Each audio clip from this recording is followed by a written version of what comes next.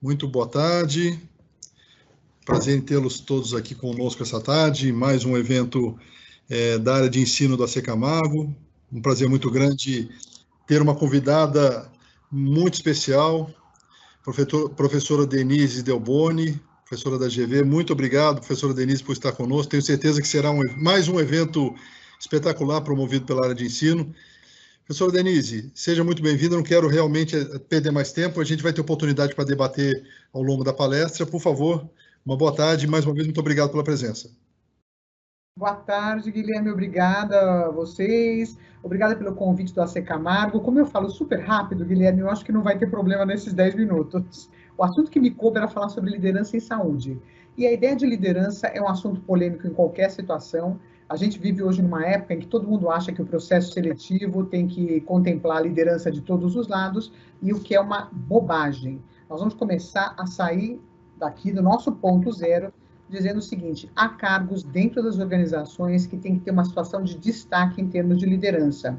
Há outras posições em que futuramente se deseja isso, mas a expectativa com relação à liderança é menor. Então, essa história de que todo mundo tem que sair liderando me lembra a possibilidade de você ter um ascensorista de elevador tendo que liderar alguma situação ali dentro, o que é questionável. Liderança hoje tem um outro sentido, a gente está muito mais falando sobre times, sobre grupos de um modo geral, e a gente vai entender como é que isso aqui funciona, tá? Então, ao longo da noite, vão anotando o que vocês tiverem aí de dúvidas, e eu espero que nesses próximos 45 minutos eu consiga dar conta do recado do que eu trouxe para vocês, né? Primeira coisa, eu trouxe um mini programinha aqui. Como a gente fala em liderança, é óbvio que a gente tem que falar em grupos, a gente tem que falar em times, a gente tem que falar em squads, que é um novo nome que deram para a gente pensar em pelotão, tá? Como se a gente estivesse dentro de um exército. A gente tem que falar em equipes de alto desempenho, porque não dá para pensar hoje numa área de saúde sem que haja defeito zero no final. Ah, mas Denise, olha, é impossível, defeito zero. Não, não, não. A ideia de alto desempenho é que a gente tenha essa situação lá na frente projetada, tá? Não dá para falar em liderança se a gente não falar em processo de feedback, porque um bom líder é o cara que ouve, mas também o cara que dá feedback. E o que a gente vê muito ao longo da carreira são pessoas que não conseguem dar feedback, não conseguem falar alguma coisa ruim, só dão um feedback positivo, mas na hora de dar um aperto, na hora de dizer isso aqui não pode acontecer desse jeito, na hora de literalmente brigar com o subordinado, absolutamente se sentem incapazes. Então o feedback tem que ser de coisas boas e de coisas ruins. E a gente não pode deixar de falar sobre cultura organizacional, porque dependendo da cultura da empresa, você tem ambiente para lideranças mais agressivas ou lideranças mais conservadoras. E isso tem tudo a ver com a organização em que vocês trabalham. Quem já trabalhou em outros hospitais, em outras entidades relacionadas à saúde, sabe o que eu estou falando. Tem empresas que são um pouquinho mais conservadoras, é uma liderança um pouco mais apaziguada, é uma liderança um pouco mais tranquila, e tem empresas que parecem um negócio tipo Ambev, é para sair com resultado louco, tem que sair com números, não pode errar de jeito nenhum. Então, dependendo da cultura, a gente tem um ou outro tipo de liderança um pouquinho mais próximo do que vocês imaginam. Muito bem, por onde começar? Se eu começar feito um touro louco, sair por aqui falando, olha, a liderança é maravilhoso, vai influenciar pessoas, eu estou começando errado. Porque o que é importante a gente saber? Quando a gente está dentro de uma organização, a coisa mais importante para se saber antes de liderança, antes de qualquer dos conceitos que a gente trouxe ali na frente, é importante a gente conhecer esse triângulo. Eu não sei se vocês conhecem isso, se vocês usam isso, se tem uma ideia sobre isso. Quando a gente está falando em hierarquia dentro das organizações, a gente está pensando que o primeiro escalão cuida exatamente das chamadas decisões estratégicas, tá? No segundo escalão, nível gerencial, de supervisor, a gente está pensando em decisões táticas. E quando a gente fala de todo mundo que está no operacional, médicos, enfermeiros, assistentes, administrativos aqui, inclusive, a gente está falando de operacional, tá? Teve uma faculdade, a mesma história. A gente está pensando numa diretoria, numa gestão ou coordenação de cursos e está pensando nos professores aqui na área operacional. O que é importante para a gente saber? A primeira coisa para responder é qual é a diretriz da organização. Para onde a empresa em que vocês trabalham está indo? Tá? Por que é importante isso? Porque cada empresa tem um DNA diferente, tem um caminho diferente que ela pretende percorrer. A ideia de diretriz, ela vem do prefixo dir, que é exatamente essa direção, esse sentido para o qual a empresa vai. Então, você tem empresas que têm uma diretriz de ser a pioneira em termos sei lá, de não infecção no ambiente hospitalar, ser a pioneira em números de casos num determinado tipo de doença para tratamento, ser a empresa, o hospital, a clínica mais sustentável no ambiente em que ela atua. Ou seja, a diretriz pode ser um monte de coisa. É basicamente o caminho que a empresa resolveu percorrer. Isso não é objetivo. Isso é acima do objetivo. A gente está falando de uma coisa que vai guiar os passos de todo mundo na organização. Denise, meu chefe nunca me falou sobre a diretriz, nunca me disse para onde a empresa está indo. Você tem algumas pistas. Tem 3 palavrinhas que caíram em desgraça, que são exatamente visão, missão e valores. E muitas vezes a gente olha para essas palavras com ar de desprezo. Mas estas palavras podem te dar uma pista de para onde a empresa quer ir. Eu não sei exatamente qual é a diretriz da GV, mas o que eu sei é que existe uma coisa lá na missão da empresa falando sobre qualidade de ensino e internacionalização. Então, o que me dá uma dica? Eu que estou aqui embaixo no povo operacional, que se eu tiver domínio de um idioma, pode ser muito bom para mim. O que me indica que se eu atuar com uma super precisão para qualificar os alunos, para deixar os melhores na nossa área de administração, eu estou indo ao encontro da diretriz traçada. Então, se eu não sei qual é a diretriz, dê uma olhada nas 3 palavrinhas do além ali, missão, visão e valores. Elas vão nos dar uma ideia em qualquer pedaço que a gente esteja da pirâmide para saber como atuar. Esses dias aconteceu um negócio muito interessante, porque o que aconteceu dentro da faculdade? Eles estavam tentando descobrir quais seriam os cursos para dar nos cursos de inverno para julho. E aí vira um professor e diz, olha, vamos dar um curso de luxo, o outro, vamos dar um curso de estatística que os meninos merecem e tal. Acontece que, na nossa visão, existe uma informação que é preciosa, que é qualificar alunos para transformar a sociedade. Ora, se eu quero transformar a sociedade, não é com curso de luxo que eu vou fazer isso. Se eu quero transformar a sociedade, talvez estatística ainda não seja uma ótima ferramenta. Mas que tal se eu fizer parcerias, por exemplo, público-privadas até, pensando em qualificar pessoas de escola, por exemplo, alunos de escola de 2º grau, públicas, e que possam, de alguma forma, aproveitar os conhecimentos dos alunos que estão dentro da GV. Então, faz todo sentido que algum professor saia com essa ideia, que foi o que aconteceu. Salta um professor, pega lá no fundo o crachá dele, onde tem a nossa missão, visão e valores, e diz o seguinte, olha, nossa missão aqui é transformar a sociedade. E como eu conheço isso, está lendo para a gente, está dizendo que ele viu, ele então sugeriu algum tipo de parceria. Isso é conhecer para onde a empresa está indo. Então, de alguma forma, o que a gente tem que observar? Primeira coisa, se eu não sei para onde a empresa está indo, nós vamos entrar no livro de Alice no País das Maravilhas. Se eu não sei para onde vai, qualquer lugar está bom. Lembram disso? A Alice, lá pelas tantas lá, está conversando com o coelhinho, e a resposta é exatamente essa. Para onde vai? Se eu não sei para onde eu vou, para qualquer lugar tá bom. Ninguém num hospital, ninguém na área de saúde, ninguém numa empresa quer ficar perdido numa situação como essa, tá? Então, isso aqui é super importante porque vai mostrar o nosso caminho. Abaixo da diretriz, eu vou responder a seguinte pergunta. O que deve ser feito para ir ao encontro da diretriz?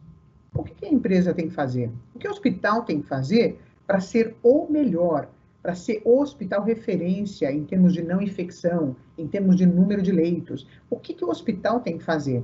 E aí as políticas são as mais variadas possíveis. Elas podem ser políticas de contratação de pessoas, podem ser políticas, por exemplo, de investimento em algum processo específico relacionado à parte técnica, de vírus, bactérias, alguma coisa de infectologia.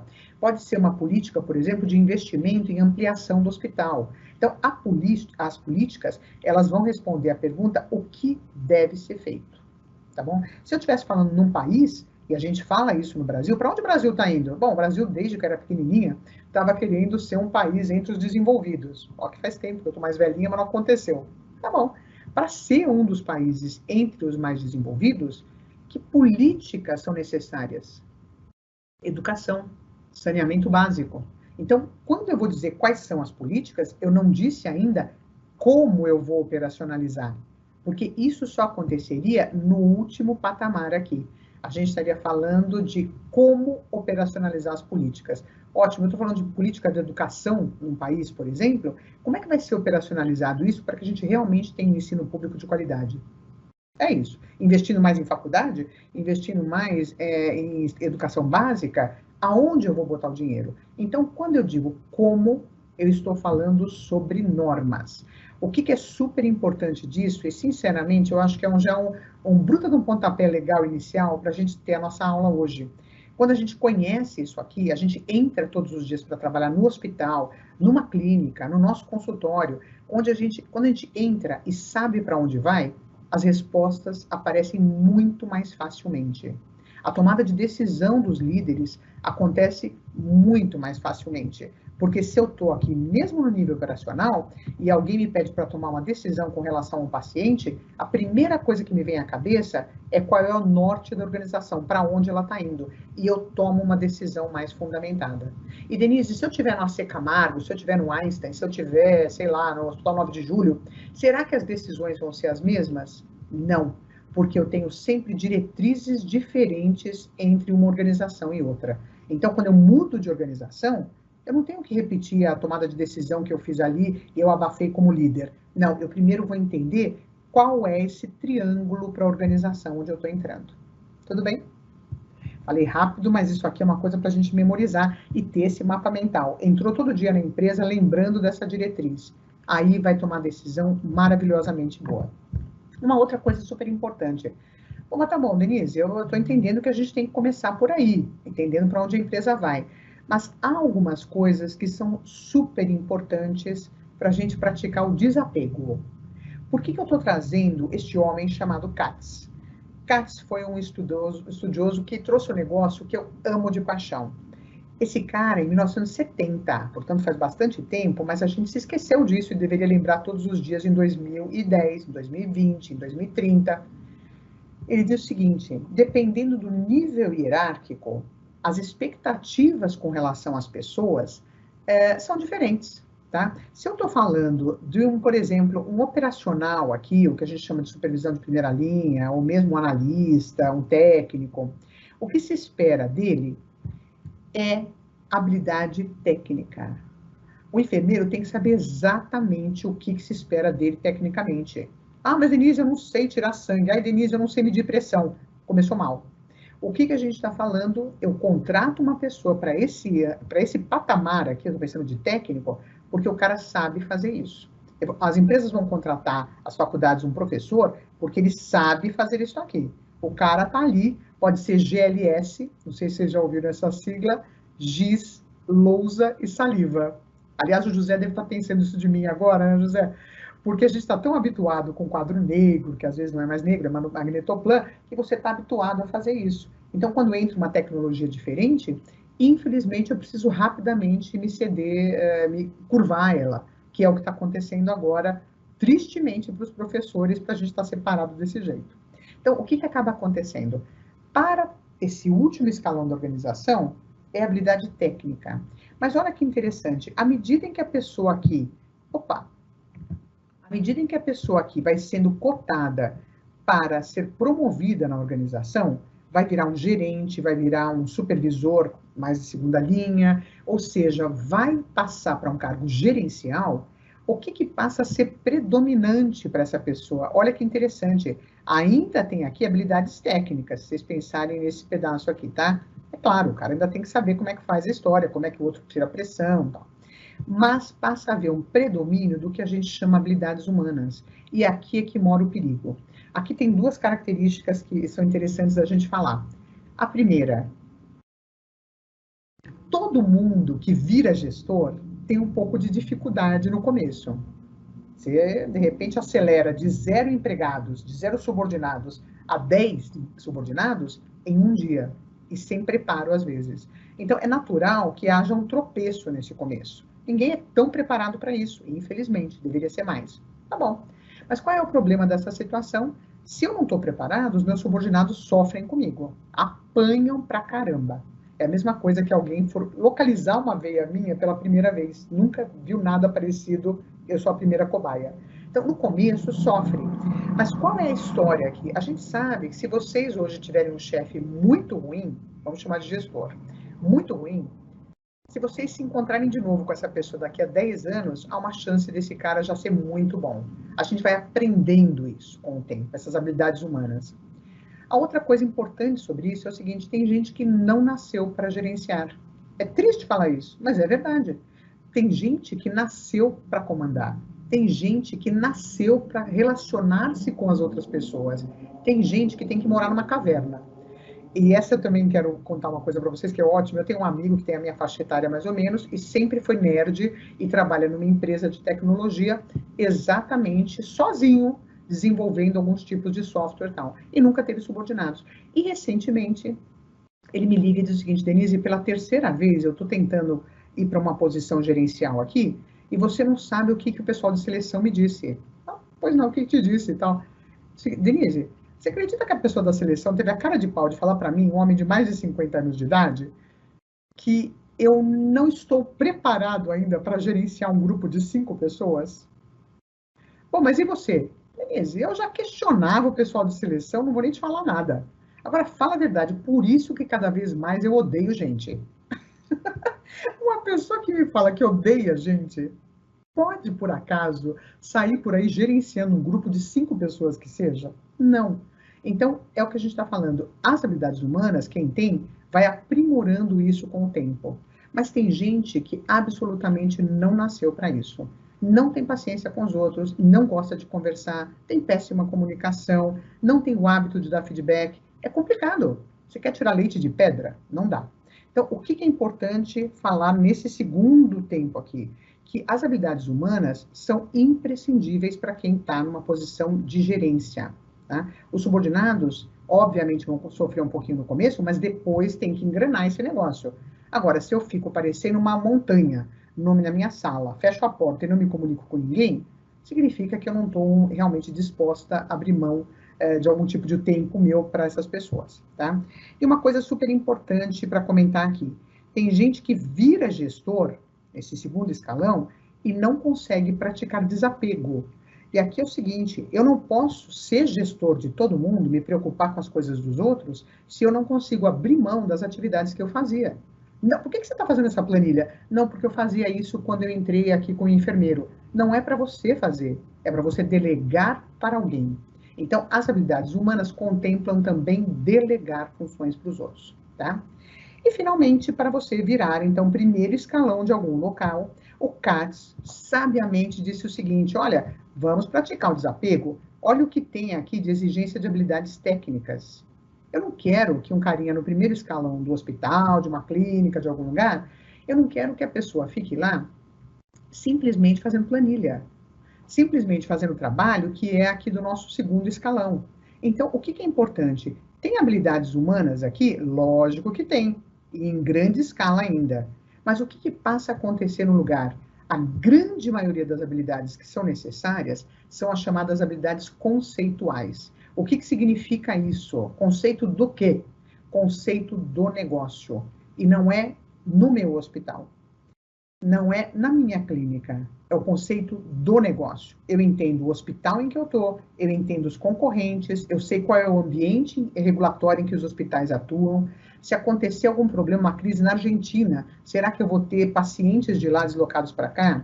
Se acontecer um problema de pandemia, como agora, por exemplo, como é que eu tenho que aumentar ou diminuir ou fazer parcerias para poder expandir meu atendimento? Então, isso significa entender o negócio.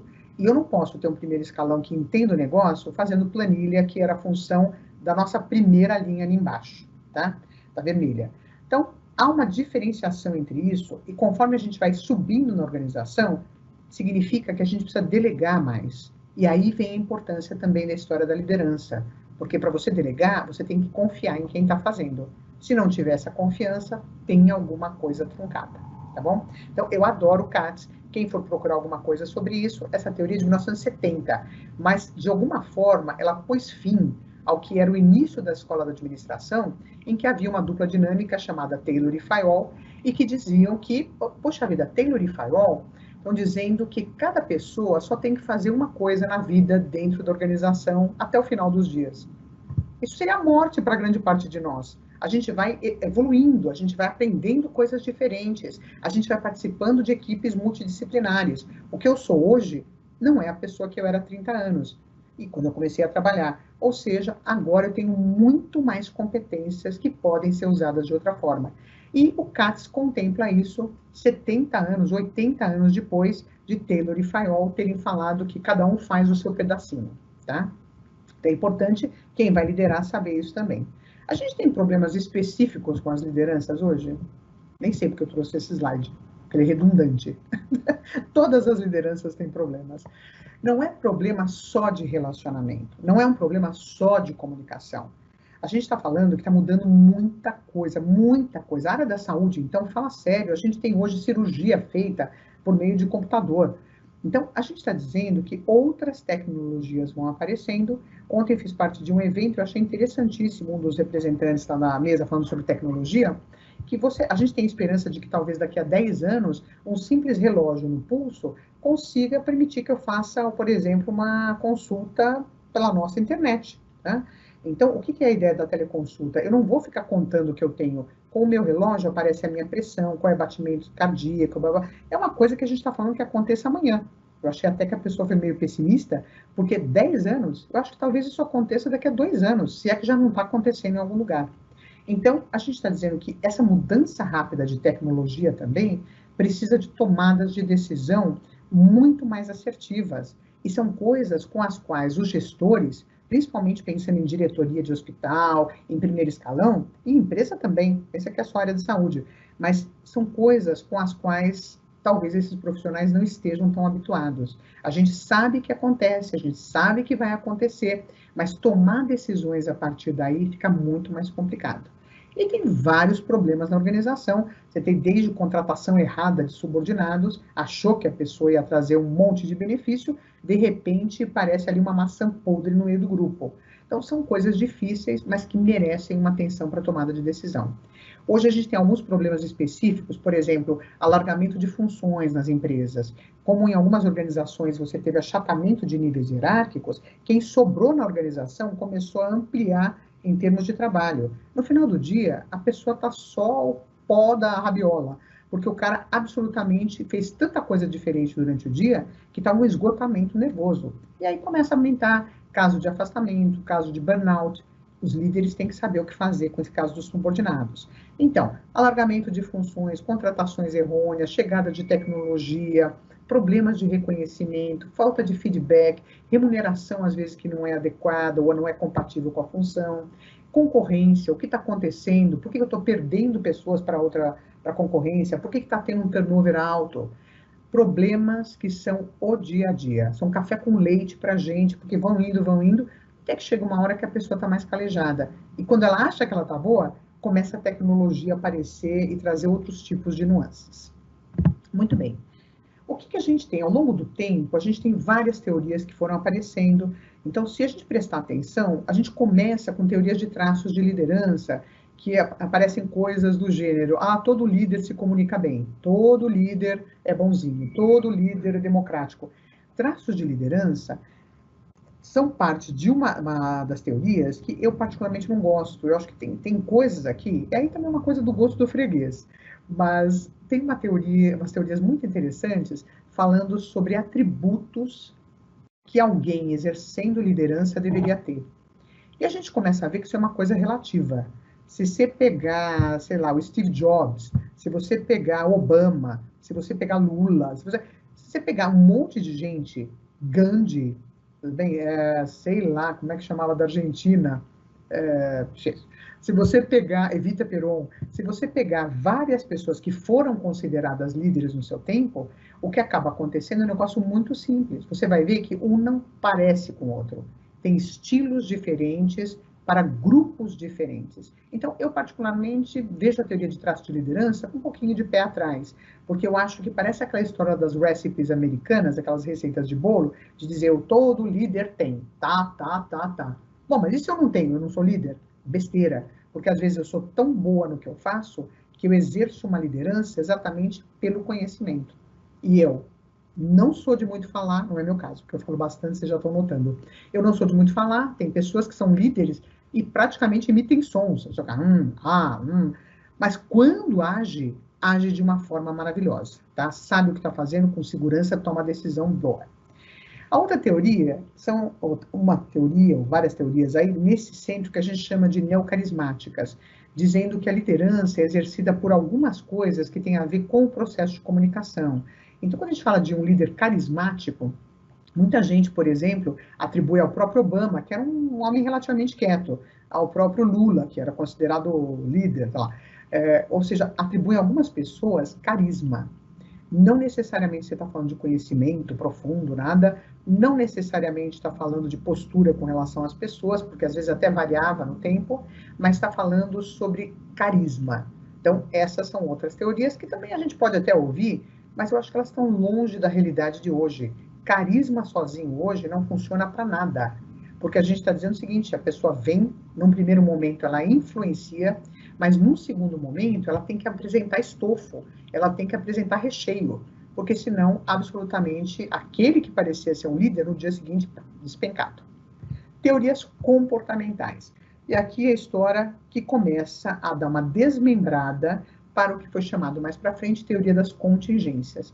Comportamento e contingência vão levar a uma das teorias que eu adoro. Procurem isso se vocês tiverem tempo para fazer isso. É uma teoria do final da década de 80, chamada teoria do ciclo vital da liderança. Os autores são Hersey e Blanchard. O que significa essa história? Nós estamos falando que ter uma posição de liderança, mostrar liderança, vai depender de algumas coisas relacionadas a comportamento meu e principalmente a situação em que eu estou. Então, isso originou o que a gente chama hoje de teoria situacional de liderança. Tá? Vamos explicar um pouquinho o que é. Isso aqui é o ciclo vital da liderança. O que a gente está dizendo? Esses dois autores tentaram incluir uma coisa que fizesse diferença para os líderes. Se eu perguntasse para vocês o que é o melhor estilo de liderança, alguns de vocês me diriam: Denise, sei lá, é o mais democrático. Errado. É o mais autoritário. Errado. É aquele que mais se comunica com o grupo. Errado. Olha que bárbaro. Esses dois carinhas trouxeram a seguinte resposta: o melhor estilo de liderança é aquele que mais se adequa à maturidade dos subordinados. Vou repetir. O melhor estilo de liderança é aquele que mais se adequa à maturidade dos subordinados. O que quer dizer isso? Simples. Se eu for dar uma aula para pré-primário, eu não posso vir do jeito que eu estou aqui com vocês. Eu tenho que pegar na mão, eu tenho que dar bronca, eu tenho que dar o horário do intervalo, eu tenho que supervisionar a pessoa comendo lanchinho. São coisas diferentes, por exemplo, de dar uma aula num curso de pós-graduação, que eu posso soltar, inclusive, o grupo e dizer: olha, vocês se acertem entre vocês. Você tem até recursos hoje nessas plataformas de aula para poder dividir as pessoas em grupo e eles trabalharem sozinhos. Eu posso ter esse estilo que eu estou tendo na pós-graduação para uma turma de pré-primário? Nunca, porque o nível de maturidade é diferente. Então, eu digo o seguinte: embora eu seja a mesminha pessoa, eu vou atuar de uma forma diferente com um grupo de pessoas não maduras ou imaturas e um grupo de pessoas maduras. Eu só trouxe para exemplificar, óbvio que não é a minha ideia, só de apresentar algumas teorias sobre o assunto, mas olha que interessante. Quando a maturidade é muito baixa, porque a maturidade vai indo aqui para a nossa esquerda, tá? Quando a maturidade é muito baixa, vamos dizer que ela seja 0 aqui, como é que eu atuo? Tá? Eu estou aqui num patamar chamado direção. Então, o que acontece? Eu quero dizer que este patamar tem uma alta necessidade de orientação de direção ou controle e baixa necessidade de comportamento de apoio. O que significa? Se o indivíduo tem 0 de maturidade, eu começo o meu ciclo aqui dizendo o seguinte: eu tenho que pegar no pé desse cara. Eu não posso deixar esse cara solto. Em outras palavras, eu vejo gente em empresa que tem uma equipe super imatura e o gestor, que acha que é líder, diz o seguinte: olha, fica aí com seus amigos, seus colegas, eles vão te dizendo como é que faz, e qualquer coisa você aparece lá na minha sala que está com a porta aberta. Estilo errado, porque quando eu estou falando de baixa maturidade, eu preciso pegar na mão. Você sabe como é que funciona essa história, você sabe como é que é a enfermaria, você sabe o que esperam de você sabe o que o nosso paciente aqui nesse hospital espera. O gestor, ele tem que ter uma postura que a gente chama de diretiva, tá? Ele tem que pegar na mão. À medida em que a maturidade vai aumentando, como é que eu sei que a maturidade... Opa! Como é que eu sei que a maturidade vai aumentando? É simples, é só eu ir andando aqui nessa faixa vermelha, tá? Então, conforme a maturidade foi andando, o que vai acontecendo aqui? Vocês estão acompanhando aqui? Vai aumentando a maturidade, eu vou mudando de E1 para E2. No E2, eu ainda estou pegando no pé da pessoa, mas eu já estou pensando um pouco mais e dar apoio para ela. Escuta, você gostaria, José, você, tá? Você que estava comigo agora. José, você gostaria de ter algum outro tipo de treinamento? Você acha que é necessário isso? Vamos ver quem aqui no grupo pode te ensinar com relação a esse procedimento. Então, eu já me preocupo com a pessoa em termos de apoio, não é só mandar. A maturidade vai aumentando, vai indo de novo para a esquerda, olha essa faixa vermelha. Eu vou passar, então, para ser um estilo chamado estilo de apoio. Eu não preciso mais pegar no pé das pessoas. Eu não preciso mais ensinar o Pai Nosso ao vigário para os meus subordinados, porque eles já conhecem o trabalho. Tá? Então, o que é interessante? Eu vou fazer parte do apoio. Gente, se vocês precisarem de alguma coisa, me fala. Esse negócio ainda não está certo, mas eu posso negociar isso com o nosso convênio médico. Eu tenho que dar apoio, eu trago apoio para eles como líder. Tá? E, finalmente, a delegação quase que total, porque nunca é 100%, quando eu tenho um nível de maturidade alta correspondendo exatamente ao que eles chamaram aqui de E4. O que é esse E4? O grupo tem alta competência já, o grupo já está junto, o grupo já está comprometido.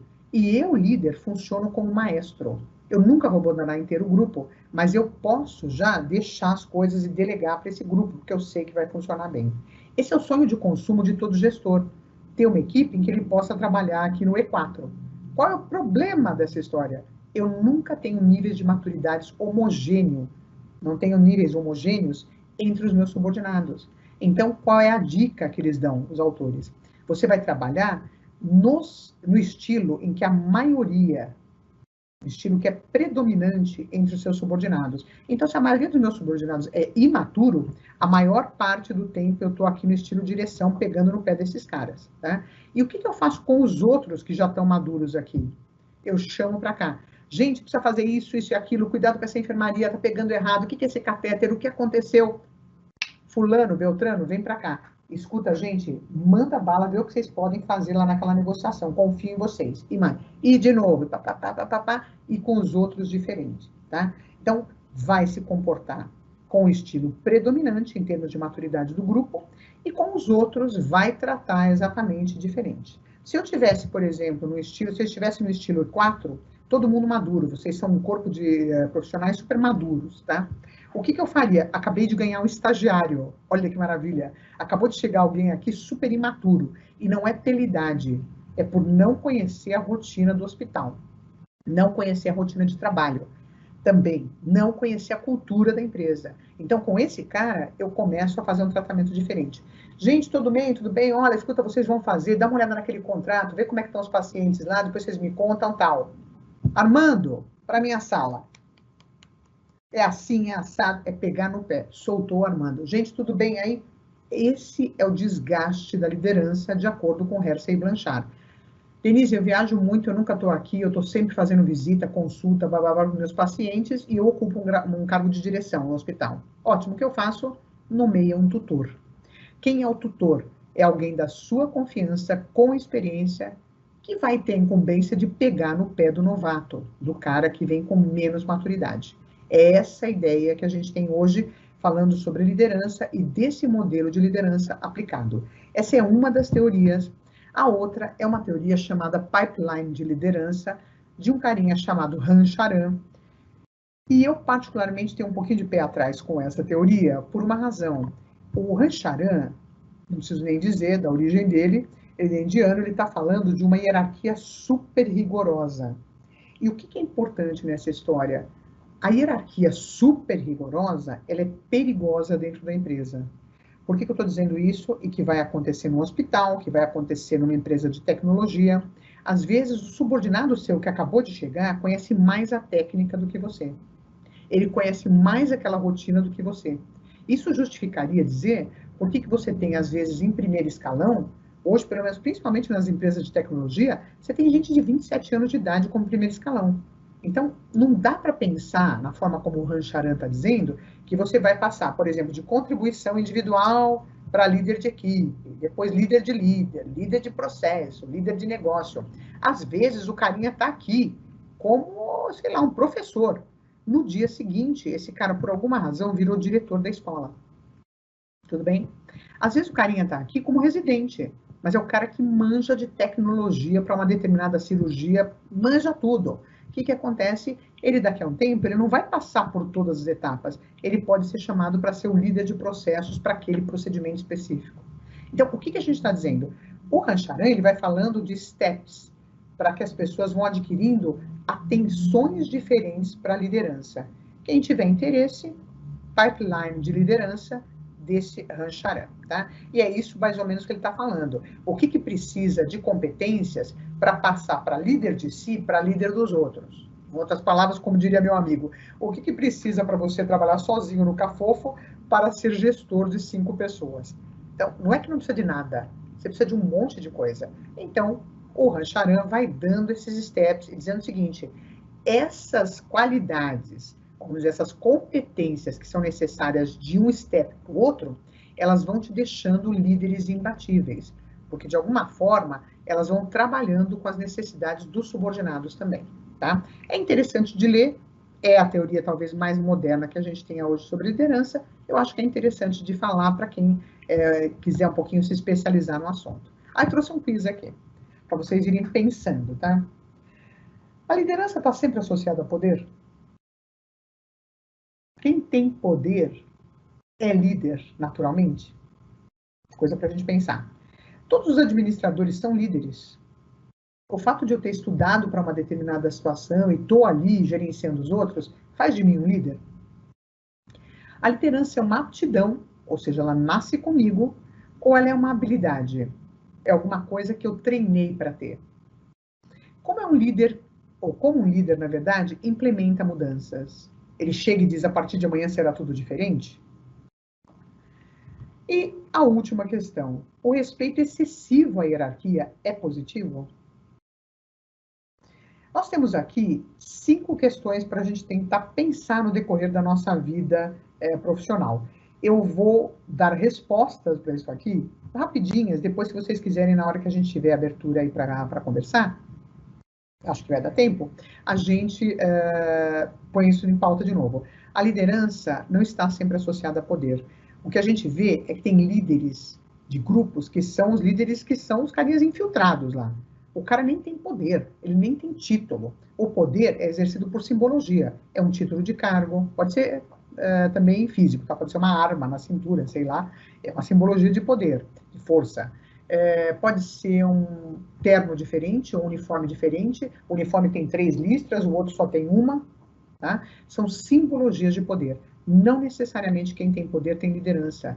Tem muitas pessoas que estão no poder e são péssimas em liderança. Então, essa é a primeira resposta. Segunda coisa, todos os administradores são líderes? Jamais. Você tem administradores que se tornam gerentes. O cara é mais metódico, ele não se preocupa com os outros, ele quer dizer o que fazer, ele não ouve ninguém. Não é um líder, ele está gerenciando um grupo, tá? A liderança é uma aptidão, uma habilidade. Mais do que nunca, a gente está vendo que a liderança é uma habilidade. Você vai treinando isso e com o tempo você vai ficando bom. Vai escutando uma coisa, vai incorporando outra, vai sentindo mais o grupo e aí vai chegando, tá? Como é que um líder implementa a mudança? Nunca dizendo a partir de amanhã vai ser diferente. Se ele disser isso, de cara, 90% dos subordinados dele já estão contra o que ele vai dizer. Então, o que é história? Como é que eu implemento uma mudança? Vendendo vantagem. Tá? Eu brinco dizendo que é a história do Herbalife. Você já pensou em emagrecer? Pergunte-me como.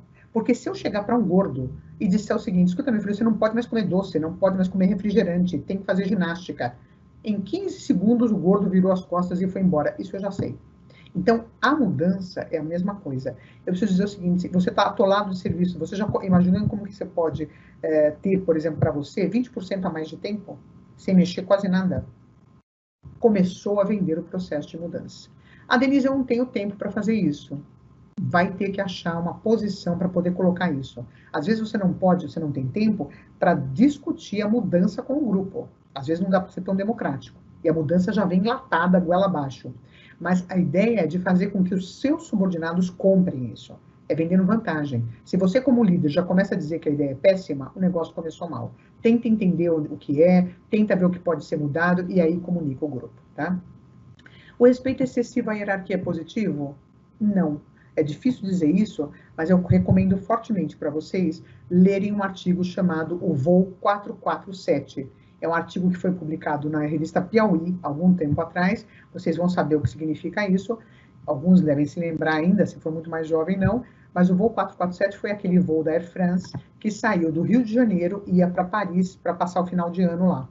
E aí o que aconteceu? O voo caiu, demoraram pra caramba para achar os pedaços, caixa preta e tal, e esse artigo diz respeito a isso. Sem querer dar spoiler, só vou dar uma dica, tá? Por que o avião caiu? Alguns disseram que foi porque o bico congelou da nave e a nave arremeteu, outros disseram que foi falha no leitor. Leiam para vocês saberem o que está relacionado à hierarquia. Só para dizer o que, dar uma ideia, a Air France começou a mexer com treinamento de pessoas depois desse voo e não com mudança nos equipamentos de voo. Depois vocês vão entender o que é a história da hierarquia. Tá? Então, sempre é importante pensar o seguinte, se eu sou o dono do negócio, veja o que aconteceu com a Kodak, coitadinha, falida, moribunda, ela acabou, foi embora. Porque ela tinha a patente de máquina digital. Ela simplesmente optou, eu quero dizer, a empresa não opta sozinha, quem opta é alguma pessoa que está lá no comando. Optou por permanecer com os filmes e deixar um pouquinho de lado aí a parte digital que eles achavam que não ia ser tão boa no começo. Resultado, a empresa morreu. Agora, a pergunta é, não tinha ninguém abaixo desse CEO que fosse capaz de dizer, meu filho, você está tomando a decisão errada. Então, às vezes acontece isso com a gente. Antena ligada para algum comentário que venha dos nossos subordinados. Aqui eu estou trazendo uma ideia, vocês vão ver bastante gente falando sobre isso, é óbvio que faz parte das recipes, tá? A gente fala que os gestores, eles de alguma forma, eles estão muito mais preocupados com essa coisa de organização, de dirigir, de controle, em resumo, de seguir as regras. Mas seguir as regras hoje, só isso, pode ser extremamente perigoso. Você vê a concorrência vem do lado, trazendo coisas completamente diferentes. Nós estamos num ambiente de tecnologia que tem os donos de uma faculdade nos Estados Unidos chamado Singularity, eles começaram a fazer uma coisa relacionada à tecnologia e um deles, ou essa coisa de qualificação dos outros, sabe? Um deles tem uma frase maravilhosa. Até aqui, a tecnologia veio vindo. A internet é da década de 90, tá? Tá de 90 até agora? Ah, tá bom, 30 anos. Ah, tá bom, evoluiu bem. Daqui para frente, a progressão, em termos de velocidade em que as mudanças vão acontecer, é infinitamente maior. Então, a velocidade é infinitamente maior. Não dá para ficar só seguindo regras. Eu tenho que, de alguma forma, me antecipar o que está acontecendo. E isso também faz questão de... Quem faz questão disso são as organizações que, de um modo ou de outro, estão exigindo ou requerendo líderes para conduzir esse processo. Tá? A gente quer construir, os líderes constroem, vão atrás do que tem novidade, juntam a equipe e aí mandam bala. Tá? Muito bem. Aqui eu trouxe para vocês sinais de que um gestor está com dificuldades. E está dificuldade para ser líder, tá? Pouco conhecimento sobre como funciona, de novo, o negócio. Se eu perguntar para o meu gestor, escuta, você acha que eu devo fazer isso, insistir nessas aulas desse jeito, bababá? Ele vai dizer, Denise, vamos olhar para a diretriz. E vamos entender o negócio da empresa para onde ela está indo. Se o cara não sabe disso, não dá para ser gestor, tá? Não dá para ser líder. Não desenvolve mentalidade voltada a longo prazo. Se eu ficar curto e médio prazo, a sociedade se dissolve com o tempo. Então, eu tenho que sempre focar para frente. Aliás, esse é um grande problema que a gente tem no Brasil, em particular. A gente tem essa coisinha de ficar fazendo remendinho para lá e para cá e não olha para longo prazo. Ignora necessidades políticas, programas da empresa, o padrão que funciona, que deveria funcionar. Ah, tanto faz como eles fazem, eu vou fazer do meu jeito. Não dá, né? Passa pouco ou nenhum tempo com as pessoas, tende a beneficiar áreas conhecidas com bônus, orçamentos, em detrimento de outras que às vezes estão ralando lá na base e não são reconhecidas. Tende a ter um turnover elevado na área dele, você compara com o resto, é uma boa comparação. A gente tem que fazer isso, tem que fazer benchmarking. Tem áreas em que funcionam as coisas muito bem. Por que eu não posso entender o que está acontecendo lá? Ah, mas a minha área é diferente. Vamos ouvir e vamos ver o que a pessoa está fazendo. Parece mais interessado em ser um gestor ativo, não confia nos outros, tem problemas com habilidades e comunicação. E aí a gente está pensando o seguinte, se uma equipe tem problema, ela não pode ser uma equipe de alto desempenho. O que caracteriza uma equipe de alto desempenho? Olha lá. Duas coisinhas básicas. Intensidade das ações realizadas. Enquanto uma equipe comum está fazendo o trivial, essa aqui está mandando bala nas ações. Está descobrindo coisas novas, está qualificando o resto dos membros da equipe. Ações, a intensidade das ações realizadas. Tá? E a outra coisa é que, com isso, vai aumentando a qualidade das competências individuais. Tá? Qualidade das competências individuais. De novo, se eu só trabalhasse em equipes de alto desempenho, depois de 10 anos de trabalho, eu seria imbatível, seria um azogue, porque você vai aprendendo com os outros e vai ficando multidisciplinar. Essa é uma parte maravilhosa. O desempenho da equipe é superior à soma das ações isoladas dos membros. O que eu quero dizer? Se eu botar 4 pessoas trabalhando fazendo planilhinhas, elas vão vender X.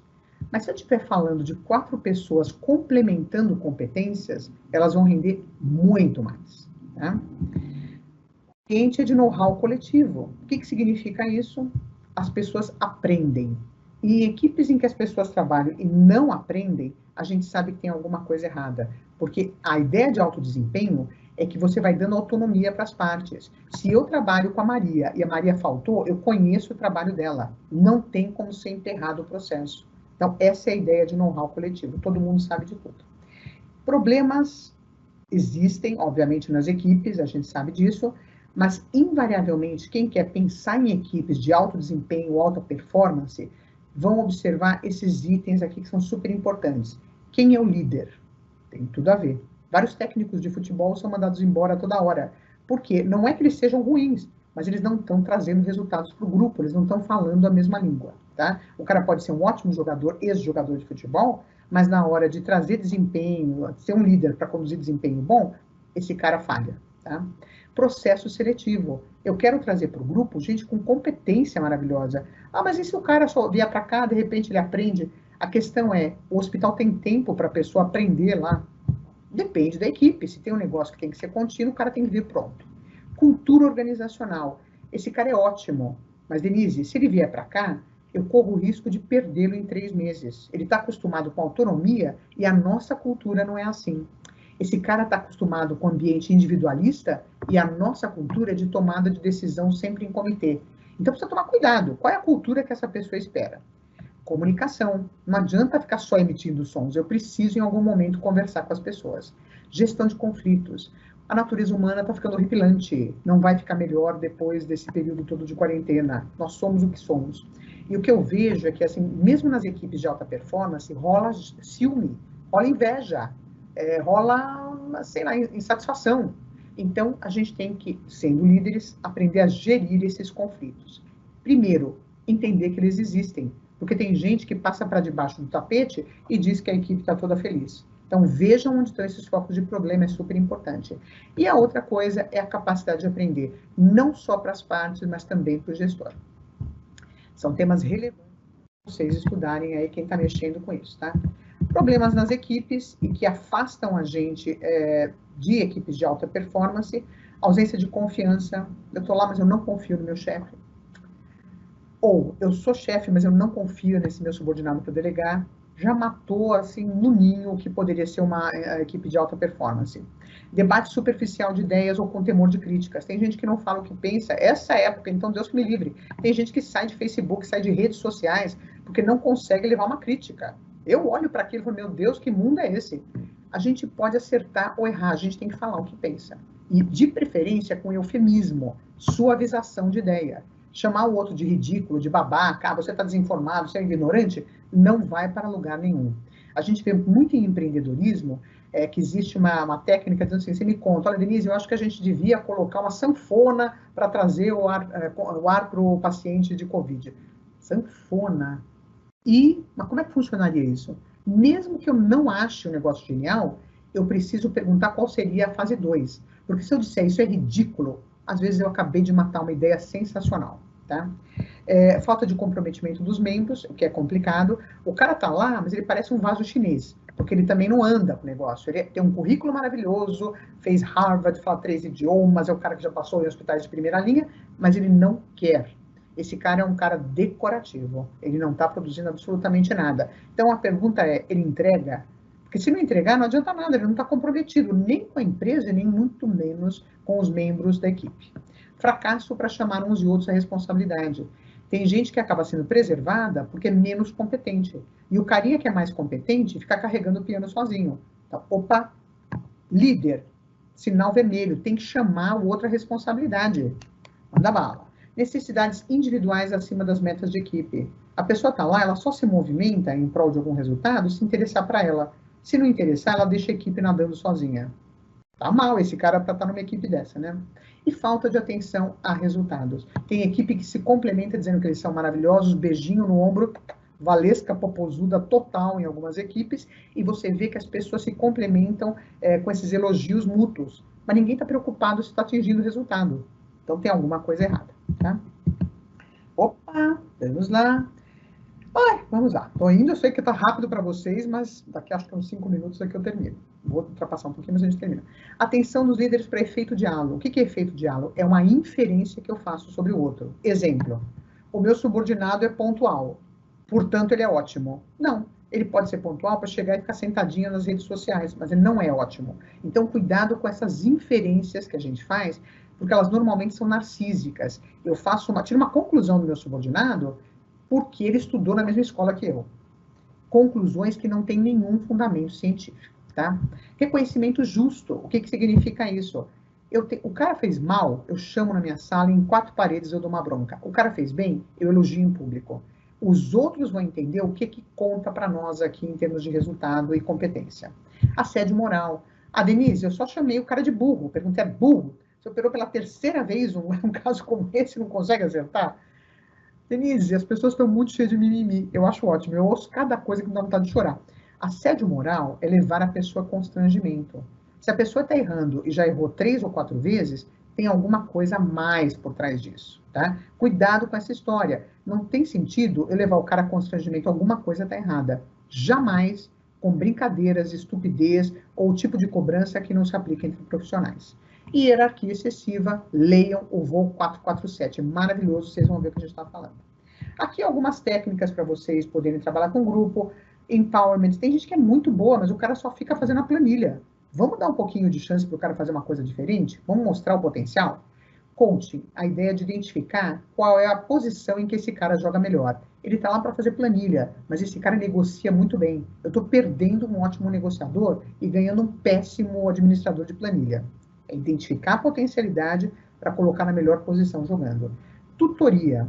O que é a ideia? É o que nós comentamos lá atrás. Eu não tenho tempo, eu sou diretor, mas eu sou médico também, eu estou cheio de coisa na minha cabeça, eu estou escrevendo um livro, eu vou fazer uma residência, um curso fora. Eu não posso, eu tenho que delegar para alguém. Os carinhas que são imaturos, os subordinados que precisam da gente, estão lá embaixo esperando, tá? Aconselhamento, mentoria, que são preocupações com o subordinado, e o subordinado sabe disso, ele percebe disso, ele não é bobo, tá? Intraempreendedorismo. Você vai tratar aqui o seu nicho, a sua baia, o seu pedaço, o seu departamento, como se você fosse dono dele, e trazer ideias que seriam geniais, como se fossem a sua empresa. Se o cara não está disposto a fazer isso, ele não está comprometido. E a dica aqui, feedback intenso. Se eu não der feedback, o negócio não vai para lugar nenhum. Trouxe uma frase que eu amo de paixão para os gestores daqui. Alguns homens veem as coisas como são e perguntam por quê. Eu sonho com coisas que nunca existiram e pergunto por que não. E aqui fica a dica desse escritor maravilhoso, nós estamos falando do século XIX, para que vocês possam pensar em coisas, mecanismos de incentivo, formas de fazer com que haja uma transferência de competências ou de qualificação entre os membros do grupo. Vocês, como gestores, podem fazer isso. Converse com o pessoal de RH, de gestão de pessoas, vejam se vocês têm alguma ferramenta para usar. Denise, não tem nada, é ou dinheiro ou bônus. Então, esquece um pouquinho isso, porque tem outras coisas que vão fazendo melhorar o desempenho também, tá? Quem vai qualificar, quem vai ser o tutor, quem é o cara que pode ser o cara da vez, quem pode trazer palestra para a gente. E isso são ideias, é um conjunto de ideias que só gestores vão trazendo. Uma outra coisa, eu vou delegar para todo mundo, mas eu tenho que ter um padrão de tolerância a erros. E eu acho que é legal esses slides aqui, para entender que o erro não é parte de um padrão. Se o cara está toda hora errando, ele já não deveria mais estar fazendo aquilo há muito tempo, ainda por cima no hospital. Quando você aprende com os erros cometidos, Errou uma vez, você não erra mais. Quando eu entrei para ser trainee numa empresa, aconteceu um negócio ótimo. Eu simplesmente deletei toda a parte do hardware, o Winchester na época. Deletei. Todas as informações foram embora. Eu achei que eu estivesse deletando um disquete que era grande desse jeito. Achei que estivesse deletando o disquete. Estava deletando todas as informações. Bom, falei, vou ser mandado embora. A primeira semana minha. E o meu gestor foi demais. Denise, você tem uma semana para acertar essa folha de pagamento, minha filha. Vai atrás de todo mundo que fez input nesse sistema. Alguma vez mais eu iria fazer isso e errar? Nunca mais. Então, o erro é tolerável quando a gente aprende com os erros. Quando ele ocorre na busca de metas. Eu não estou fazendo uma coisa para mim, eu estou fazendo para o grupo. Quando está dentro do escopo de autoridade. Eu tomei uma decisão sobre desconto para um paciente, mas eu não tenho escopo de autoridade para fazer isso. São consistentes com a lei e os princípios da empresa. Tinha regra, eu tenho que seguir. Foram usados os procedimentos adequados. A gente tem isso em cabeça, tá? Ação redobrada para isso aqui, cuidado para tirar da frente coisas que não vão mais fazer diferença para o grupo e para você estar pegado, porque era uma coisa lá de trás. Promover a aprendizagem. Se eu não estou promovendo a aprendizagem entre os membros do meu grupo, eu não sei qual é a minha função ali, porque os caras precisam fazer o papel dos outros se for necessário. Vetar arrogância e complacência. Tem subordinados também, não é só líderes, não, que são impossíveis. A pessoa olha com aquele nariz empinado, e aquilo não vai para lugar nenhum. Aliás, ao contrário, todo mundo vai para a mesma vala. Envolver a todos. Vai ter um processo, vai ter uma mudança, vamos chamar todo mundo. A tia da cozinha, do café vai ser envolvida nisso, porque vai ter uma mudança física de espaço. Envolve as pessoas. Faz toda a diferença. Tornar-se próximo. Não quer dizer que eu seja amiga. Eu não preciso ser amiga íntima, BFF, Best Friend Forever, da minha subordinada. Mas eu quero estar próxima para entender o que está acontecendo. Identificar melhorias, reconhecer ideias e utilizar metas. E sobre metas, tem um negócio chamado metas SMART. Elas têm que ser específicas, têm que ser mensuráveis, têm que ser alcançáveis, relevantes e temporais. Tudo bem? Eu fico dando meta chulé para alguém cumprir, a pessoa se sente menos. Ela até acha que ninguém está considerando o potencial dela. Eu dou uma meta que não tem prazo, o ser humano posterga. Ele protela. Então, tem que ter um prazo. Eu dou uma meta que não tem como mensurar. Bom, então tá bom. Foi bem ou foi mal? Sei lá. Era para desassorear o rio Tietê. Mas quanto que foi desassoreado? 20%? 70%? Eu preciso ter uma noção de grandeza, porque senão eu não consigo absolutamente dar um feedback sobre o que a pessoa fez. Muito bem. E o nosso último tópico aqui é a questão de cultura organizacional. Por que isso aqui é super importante?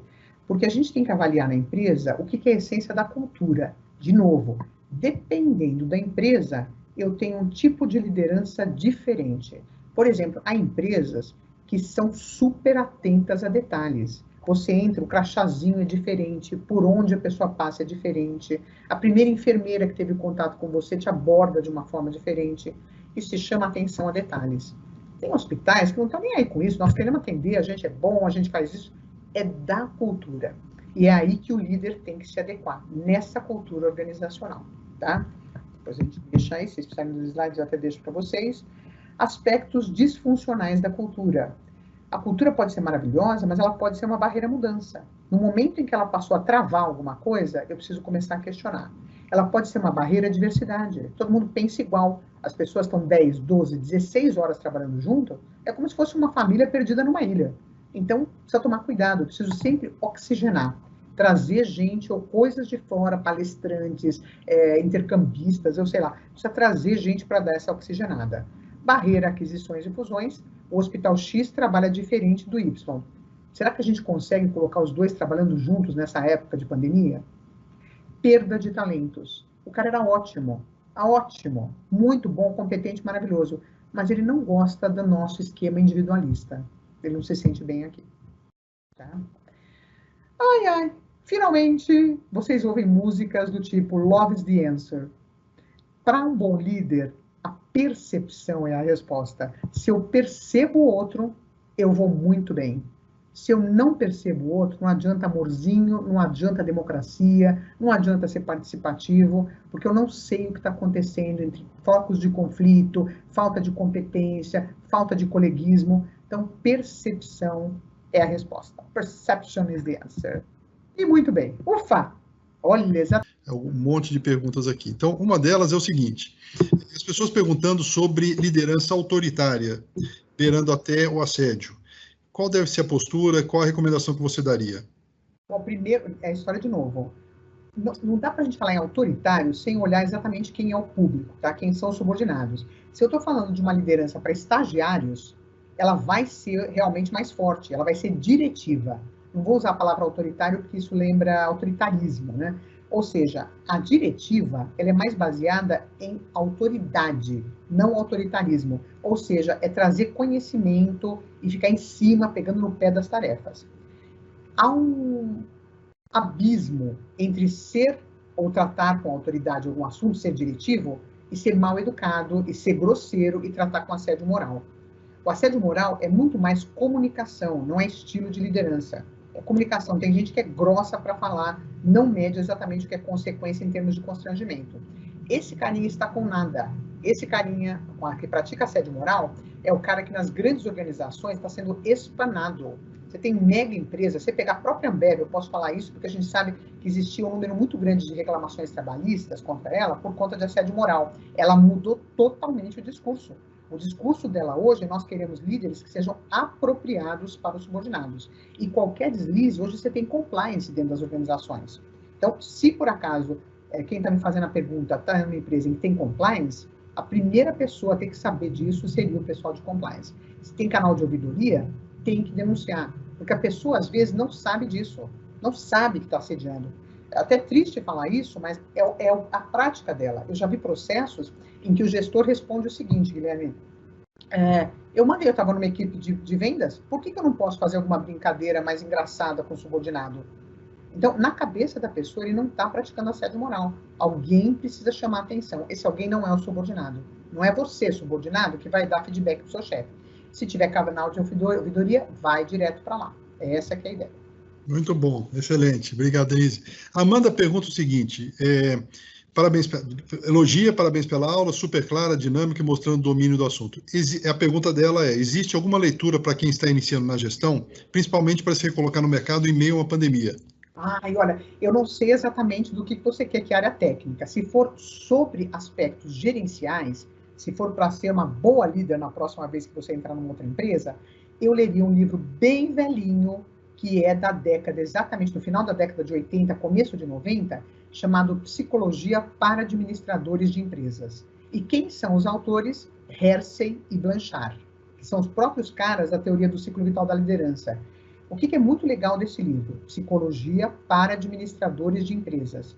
Esse livro ele vai abordar sobre as teorias, principalmente a partir da década de 50, 60, que são as motivacionais de liderança, e vai fazer com que haja uma contextualização. Porque na década de 50 e 60 a gente estava falando sobre produtos. Hoje a gente está falando sobre uma sociedade de serviços. Então o Hersey e Blanchard, eles fazem essa contextualização das teorias. É muito legal. Eu não sou psicóloga, mas eu amo este livro. É muito bom. Psicologia para Administradores de Empresas, que fala um pouquinho mais sobre essa parte de gestão.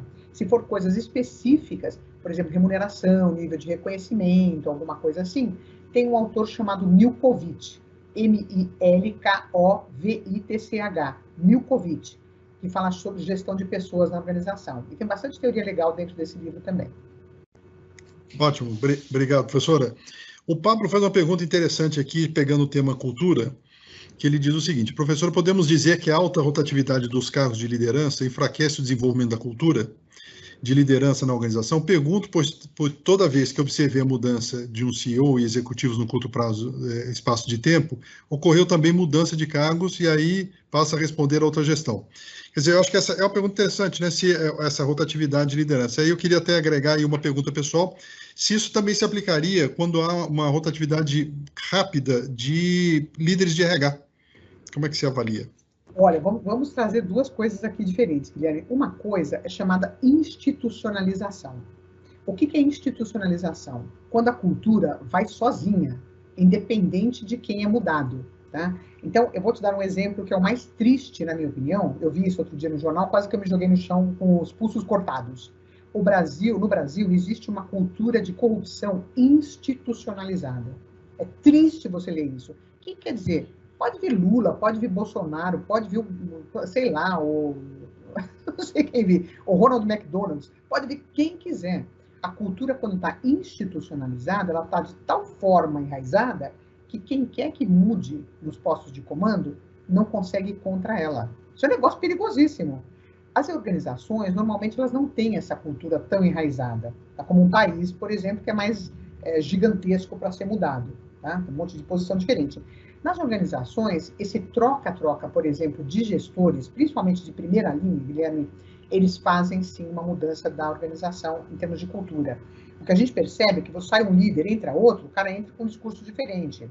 Sai um líder, entra outro, entra com um discurso diferente. Mas o que é a tônica e deve ser? A diretriz. Então, se a empresa está conseguindo tentar mudar um pouquinho a cultura, deixar menos individualista e tal, mas ainda com foco na diretriz, ela está certíssima. A área de RH tem uma característica muito legal, Guilherme. A área de RH, ela pode mais humanizar ou não a organização. Ela pode fazer isso. Mas em muitas organizações, a área de RH parece mulher traída. É a última a ser ouvida, ninguém sabe, todo mundo toma decisão sem ela. Tem gente que odeia a área de gestão de pessoas. Eu sei porque eu trabalhei 10 anos em gestão de pessoas e tinha gente que achava que todo mundo era pedagogo lá. Não quer nem saber do que a gente está fazendo lá. Então, o que é importante? A área de RH, ela pode fazer alguma diferença com relação a isso, sim. A troca muito constante de gestores de RH faz com que a empresa perca um pouco o rumo de para onde está indo. Então, é muito importante você ter história. Quando você fala de cultura, você está falando em perpetuar a história da empresa. E tem que ter alguém para contar. Mas, Denise, e se tiver um turnover muito alto e se tiver isso escrito? Menos mal.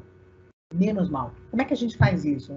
Você tem lá, por exemplo, manuais, você tem código de conduta, você tem uma intranet em que aparecem os valores da organização, e isso tem que ser perpetuado. A cada treinamento, você faz lá na intranet uma abertura, lembra do valor tal, hoje é o dia do não sei o que lá, hoje é o dia da democracia que nós praticamos aqui.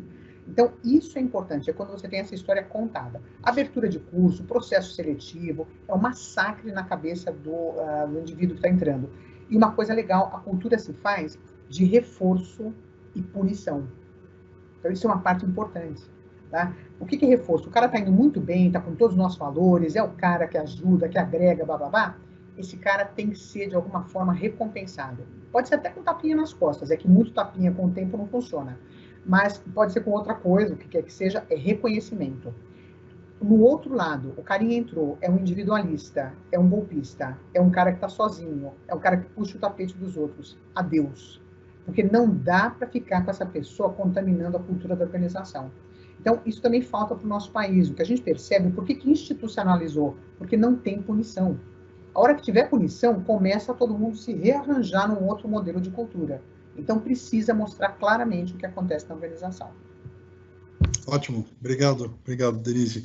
A Érica Soares faz uma pergunta aqui em relação a como engajar equipes para as mudanças que são necessárias considerando o cenário atual.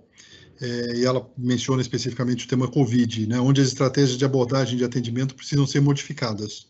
Aliás, e aí eu queria só te emendar essa pergunta também, se você notou assim, alguma mudança em função da Covid, assim, os líderes passaram a estar mais próximos, estão mais atentos às suas equipes, como é que você tem visto aí esse tema da liderança, já que ela menciona o Covid? Deveriam estar, Guilherme, nós estamos para casa, eu odeio o home office, odeio, é um negócio que não, e não acredito em home office, desculpa se alguém aqui pensa o contrário, sei lá o quê, não, tinha que ser, uma coisa que nós estamos fazendo um tampão na situação. Por que eu estou dizendo isso?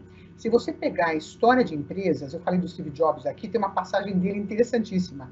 Quando ele estava instalando a sede dele em São Francisco, a empresa, ele queria que os banheiros fossem no meio do prédio. Não nas pontinhas. Porque a ideia era que quando você se movimentasse para ir para o banheiro, você encontrasse outras pessoas. E esse encontrar uma outra pessoa é que justamente faz brotar ideias, projetos. É assim que acontece. Quando eu estou na internet, eu me limito ao horário em que eu tenho uma reunião. Eu me limito a falar o que é esperado de mim. Então, as ideias, de alguma forma, vão para o beleléu, porque ninguém tem tempo de fazer isso. Então, o que eu tenho percebido é o seguinte, as faculdades, elas estão muito preocupadas, eu estou dizendo do ponto de vista de gestores, tá? Aí, aplicando para a minha rotina. E aí, no hospital, tenho certeza que também. Existe uma preocupação muito grande com relação a dominar técnicas que ajudem a gente a se manter no ar. Então, toda semana eu tenho pelo menos 2 ou 3 cursos diferentes sobre o mecanismo de internet. Eu não tinha feito nenhum de Teams. Desculpa, José. A gente está no Zoom, está no Hangout. Ou seja, a gente está aprendendo técnicas diferentes. Mas é muito difícil que um gestor pergunte como vocês estão se sentindo fazendo isso. Vocês preferem ficar nesse estilo? Querem esse semestre sair de cena? Tem alguma outra coisa que vocês possam fazer nos bastidores? Você não tem essa preocupação, porque a coisa é a toque de caixa, que é o mesmo ritmo de um hospital. Então, o que eu acho é que falta muito esse approach, e agora a gente sentiu muito mais falta. Estou falando assim dos subordinados de um modo geral. Eu acho que, de um modo geral, nas empresas, está todo mundo sentindo muito mais falta dessa preocupação de gestores. Porque o foco hoje é como dominar tecnologia. Então, está me fazendo uma puta falta, e eu, com todo mundo que eu converso, Guilherme, eu sinto exatamente isso. Não achei nada de humanidade, essa coisa de um novo normal, é com o time mais humanizado, não estou achando nada disso. O que eu acho é que vai ter, talvez, ou já tem, um reconhecimento de que isso pode ser muito mais interessante para a organização. Duas cabeças pensam melhor que uma quando elas têm tempo, no cafezinho, no encontro, no almoço, para trocar ideia. E não quando está todo mundo junto, do mesmo time, trabalhando na internet. Esse é um comentário em relação a isso, Denise. O que eu observei é que como o trabalho remoto foi e ainda é, né, sob alguns aspectos, necessário, né, até que o processo de retomada, com retomada de aulas, etc., possa voltar ao estado anterior, né, para não chamar de normal, alguns líderes procuraram um pouco mais de proximidade durante esse tempo, né, de trabalho remoto, estar um pouco mais próximo demonstrar um pouco mais de preocupação com seus times, né? Então, e foi muito comum, né? Eu observei aqui, né, no próprio Secamago, alguns líderes, antes de iniciar uma reunião, perguntar como é que estavam a família e se preocupar muito mais. Na verdade, assim, houve uma transparência, até porque a empresa invadiu a casa das pessoas, né? Eu estou vendo aí a sua casa, aí no fundo, né, um quadro de pendurado, etc. Você está vendo meu gatinho lá atrás? Então... Mas foi nesse sentido que durante esse momento assim de transição, mesmo que temporário, né, se você sentiu que houve esse tipo de preocupação de alguns líderes, né? Eu acho que existia uma preocupação muito grande de colocar rapidamente os sistemas funcionando, Guilherme. E para nós, eu acho que em particular, porque os professores também que são mais velhos, a gente tem uma dificuldade que é natural de fazer isso. Então, houve um esforço muito grande para correr pela pista de fora e qualificar os professores. Isso é admirável, é de cair o queixo. As equipes de TI foram demais, Guilherme. Você vê que realmente houve uma liderança muito boa nas equipes de TI para fazer essa sincronia e tudo funcionar. Mas, assim, do ponto de vista de preocupação legítima, genuína, assim, dos gestores, eu acho que a gente não teve tempo para isso.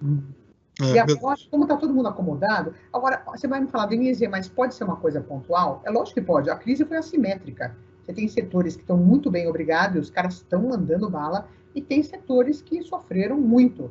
Então, dependendo do setor, dependendo do estilo de gestor, agora, é uma coisa que eu sinto muita falta. Parabéns para quem fez aí. Parabéns para quem teve essa preocupação. Alguns de fato tiveram, e acho que foi positivo, porque foi uma mudança muito radical num espaço de tempo muito curto, né, Denise?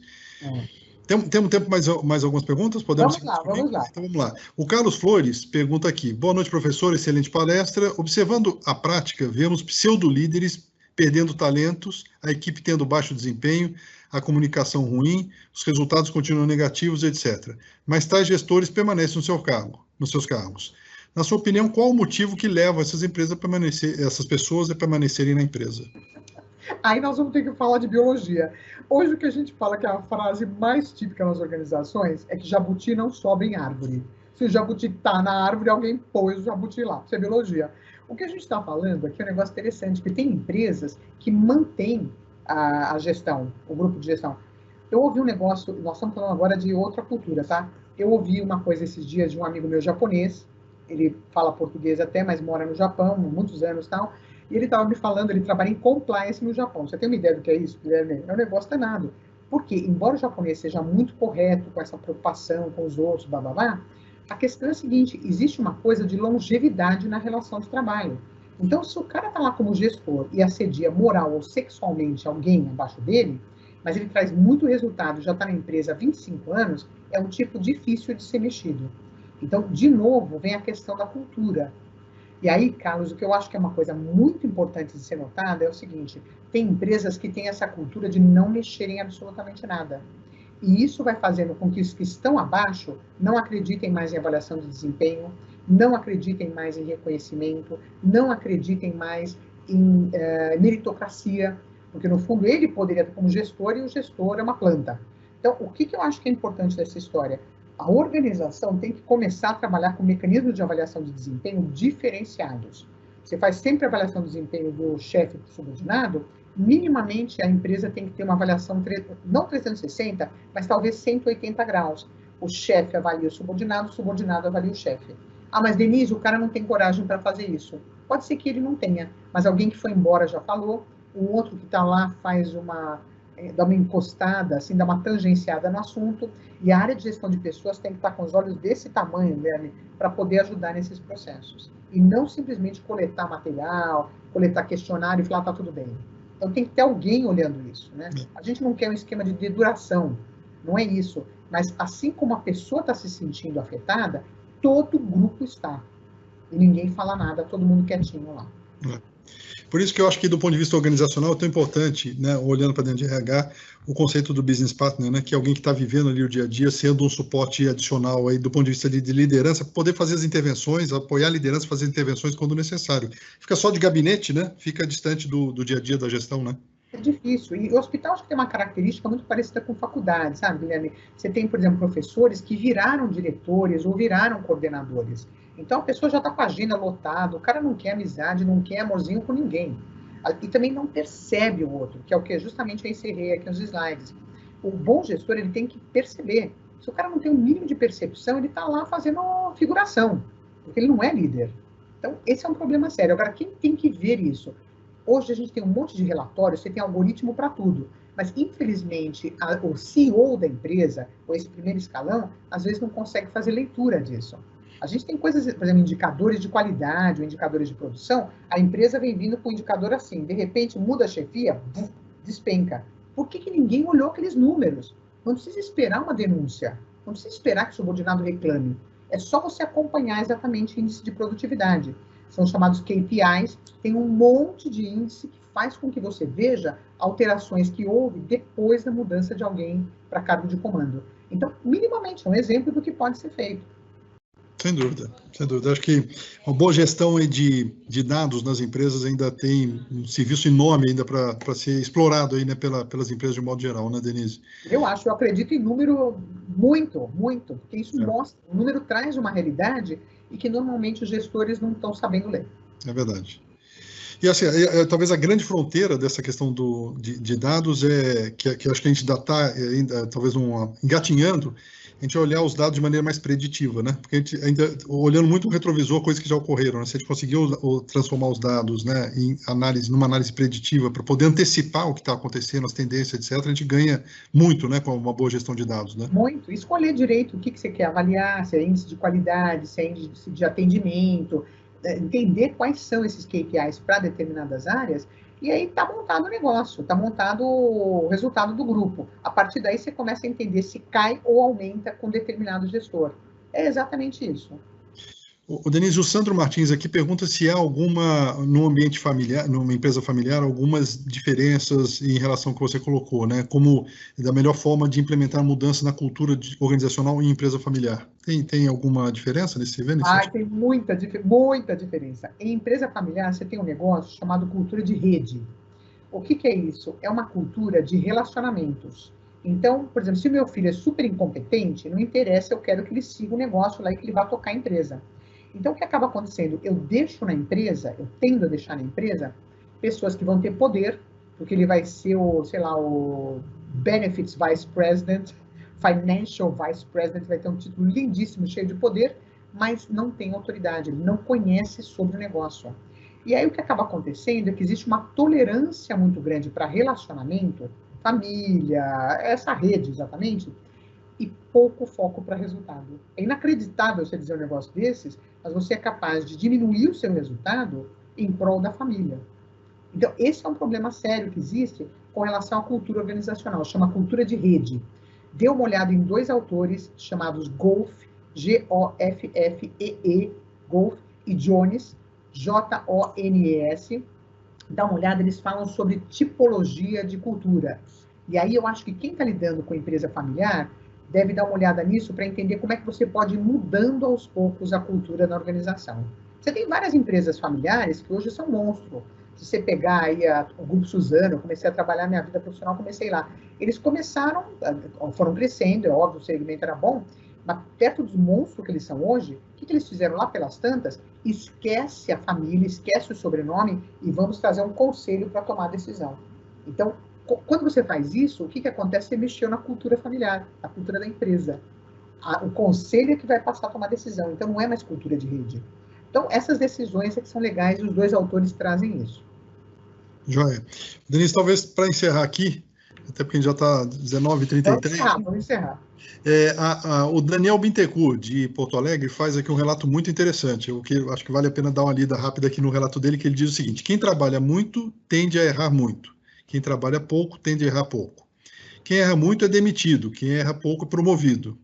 Essa foi a primeira frase que eu ouvi de um grupo de colaboradores ao chegar para trabalhar em uma instituição de saúde. Que tipo de liderança eu poderia esperar dessa instituição? Foi duro, mas consegui mudar essa mentalidade. Depois de algum tempo, após arriscar, errar e acertar, formamos uma equipe de alta performance. Veio o momento, após 15 anos, uma nova gerência e uma nova notícia. Você se tornou muito caro para a instituição. Bem-vindo ao mundo. É assim que as organizações, lamentavelmente, têm agido, porque o que acontece é que você vai aumentando a faixa salarial com as organizações e vai mudando. Assim como você, vários profissionais caros saíram do mercado. É isso. Agora, o que eu acho que é interessante aí? Não vamos pensar por nós, né? Nós vamos pensar pelo legado. Porque se você foi muito bom e deixou isso, você deixou um legado para a organização. Lamentavelmente, dinheiro ainda é uma tônica grande dentro das organizações. Não quero jogar mais tristeza ainda no que você está falando, mas o fato é o seguinte: você fez o seu papel, colaborou com a empresa, deixou um legado. É isso que a gente tem. Não dá para ser perpétuo nas organizações. Não dá para ser. Isso é um negócio que é bem triste também. E para você que está aí, lê um artigo. Você está me perguntando. Como é que é o nome dele? Sandro? Sandro Bittencourt. Sandro Bittencourt, olha, adorei a coisa, porque é isso, eu estou numa fase também que eu estou sentindo isso. A gente vai ficando velho. Meu marido, por exemplo, saiu da organização, ele estava com 58 anos. No auge da idade, se você pensar, para poder continuar exercendo o trabalho. O Fernando Henrique tinha 71 anos quando estava no segundo mandato, a turma doida dos americanos concorrendo lá à presidência americana, estava todo mundo no setentão. Então, o que a gente está dizendo? A gente acha que é eterno, a gente não é eterno. Fez um bom trabalho, está maravilhoso. Quer esperar reconhecimento da organização, é mais complicado. Você pode ter um monte, pode ter bônus, pode ter tapinha nas costas, festa para você, mas o problema idade e o problema preço lá para frente são duas questões complicadas. Leia um artigo de uma mulher chamada Maria Esther de Freitas, chamado Contexto Social e Imaginário nas Organizações. É muito legal, porque quando a gente entra na empresa, Sandro, a gente se projeta, dizendo, olha, puxa, eu vou aposentar nessa empresa, eu vou ficar aqui. E as coisas acontecem de forma diferente. Por exemplo, você tem cortes, quando houve o problema de downsizing ou redução de níveis hierárquicos, que você nem sabe porque você foi cortada. Era o nível inteirinho hierárquico de diretor adjunto que foi cortado. Você nem sabe por que foi. Então, pode ser mentes que brilham, pode ser que realmente alguém trouxe alguma ideia que era uma besteira, mas trouxe aquilo, e pode ser uma coisa justificada. A hierarquia está muito inchada, a gente vai tirar um grupo. Aí você vai me dizer, mas Denise, dentre todos os diretores adjuntos, eu era o melhor. A empresa tem que ter percepção. O gestor acima de você tem que ter percepção. A gente volta onde a gente falou. No que eu posso aproveitar esse profissional? Tá muito conectado, sempre está conectado com o mercado, manter rede de relacionamento ajuda demais também, né, Denise, para manter a empregabilidade, né? Networking é tudo, Guilherme. Não tem nada. Eu vou esperar uma vaguinha sair. Não, você vai. Soube que está fora do mercado, vai começar a lardear que está fora. E o que a gente vê é que a pessoa tem vergonha de fazer isso. Eu vejo pelo meu marido, eu dou risada com ele. Ele fala, Denise, mas escuta, eu tô velho. Não. Vai fazer contato. Eu estou aqui, eu tenho essa bruta experiência. E aí é aquela história. Não interessa se vai ganhar menos, se vai ganhar mais, eu posso contribuir para a organização. E fazendo isso, Guilherme, houve já, só nessa quarentena, ele teve 3 propostas de trabalho. Tudo bem, o salário é muito menor do que ia ganhar. Os tempos são outros. Então, há uma situação de oferta de mercado hoje de RH, mercado de pessoas profissionais, e há uma queda de mercado de trabalho para algumas profissões.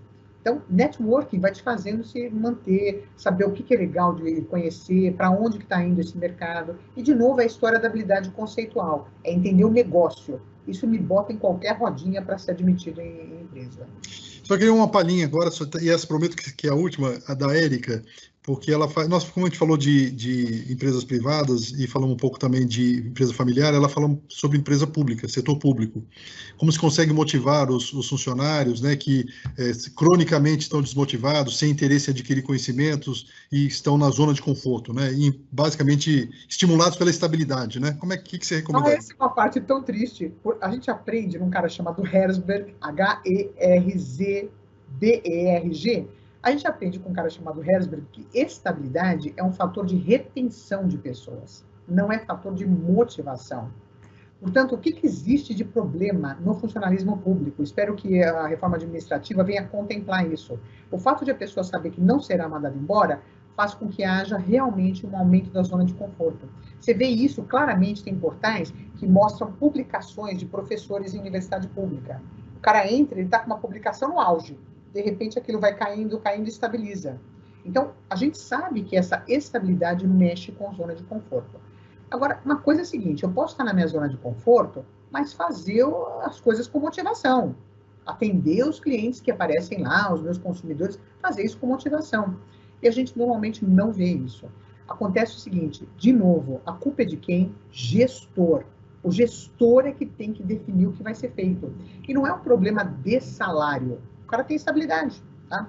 Não é um problema de o cara perder o emprego. Não. É um problema de gestão mostrar o que pode ser feito.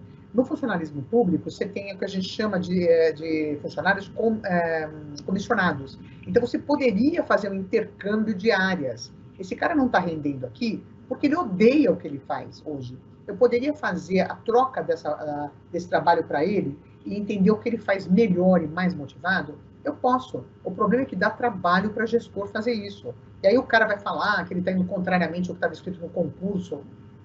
De novo, a frase de Bernard Shaw. Eu vejo as coisas como são e pergunto por que não. Então, é muito culpa de gestor. De gestor. A gente dá aula para a empresa pública, normalmente, e os questionamentos são sempre esses. Ah, mas aqui não dá para fazer isso. Quem disse que não? Aqui não dá para tirar o cara e mandar fazer outro. Quem disse que não? É o gestor que tem que tomar um passo para fazer isso. Ô, Denise, são 19h40.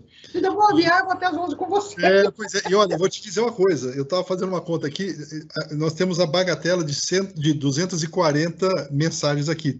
Então, não só de perguntas, elogios, etc. A gente conseguiu, talvez, responder aqui uma meia dúzia, um pouco mais que isso, talvez, mas tem muita pergunta aqui ainda para responder.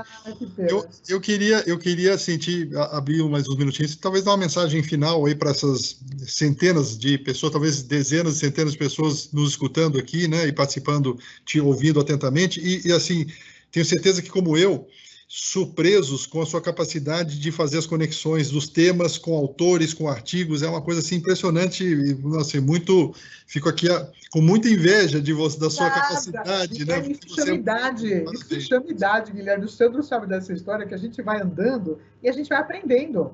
É isso. Parabéns. Isso se chama idade. Com 25 anos, eu não faria isso. Com 27, eu fui uma péssima gestora. Mas isso que a gente está falando, a gente vai aprendendo as coisas e óbvio que muda a situação. Então, o que eu acho que é importante, primeiro, do ponto de vista de subordinado, Guilherme, parar com essa história de praguejar a escuridão sem acender uma lanterna. Vamos ver exatamente no que o meu gestor é bom e por que ele está nesse cargo na empresa. Por que ele não foi mandado embora? Por que ele está aqui? Eu acho que do ponto de vista de subordinado, a gente tem que entender a organização. Se o cara é um bruto de um bajulador, é um cara ruim, eu entendo que a cultura da empresa premia esse tipo. E aí a pergunta é isso que eu quero para mim? Pode ser. Do ponto de vista de gestor, aí é uma coisa danada. Eu vejo muitos gestores falando mal dos subordinados. Mas falar mal do subordinado é indiretamente falar mal de si mesmo.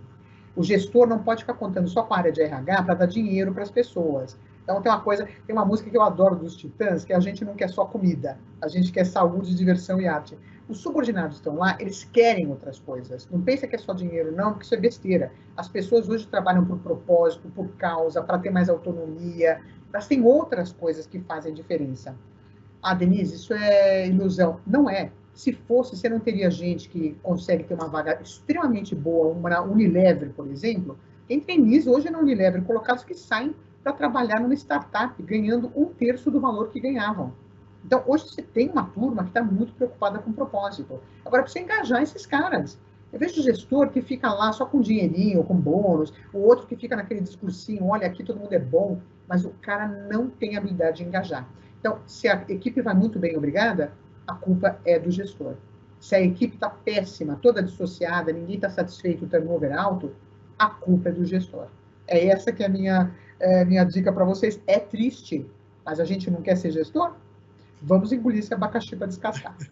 Isso aí. Professora Denise, olha, eu queria mais uma vez agradecer muito o seu tempo, sua disponibilidade, generosidade de estar conosco essa noite. Muitas pessoas conectadas. Em nome do ensino do AC Camargo, em nome aqui do Zé Humberto, que é o superintendente da área, da Edna e toda a equipe que ajudou a botar de pé essa palestra maravilhosa. E dizer que foi realmente um aprendizado muito bom, assim, todo mundo dizendo aqui muitos comentários, como eu disse, né, de que tomaram nota e aprenderam. Então, e que bom que você pôde mencionar e recomendar vários textos e artigos, foi muito bom mesmo.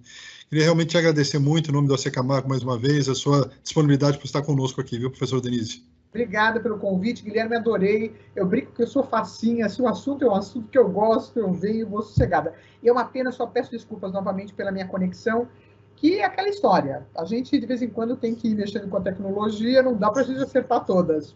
De novo, é a coisa de equipe multidisciplinar. Eu tenho gente que trabalha comigo que é ótima em tecnologia, eu não sou. A gente reconhecer a nossa falha, eu acho que é a primeira coisa de boa que a gente faz.